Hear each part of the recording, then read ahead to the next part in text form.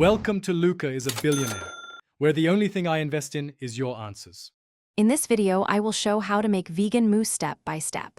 Start by whipping aquafaba until stiff peaks form, then fold in melted dark chocolate, sifted cocoa, and a natural sweetener, gently combining to keep airiness. Chill mousse in ramekins for a minimum of 2 hours to set. Finish with fresh berries or grated chocolate for texture and visual appeal, and serve chilled for best flavor.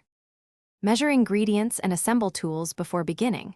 Use high-quality dark chocolate, aquafaba from canned chickpeas, and a gentle natural sweetener like maple syrup or agave.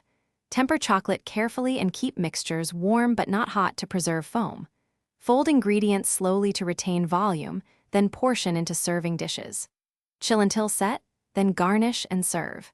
This stepwise approach keeps texture silky and flavors balanced, making the dessert reliably delicious. Subscribe and like if you are finding the video helpful.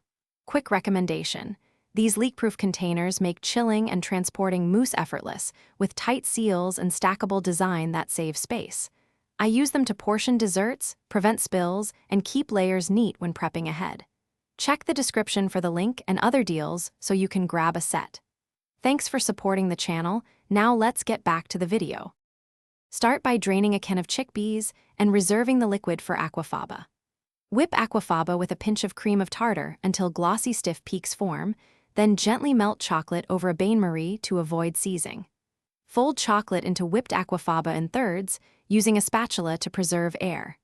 Sweeten to taste and add a splash of vanilla or liqueur if desired, then chill until fully set before serving.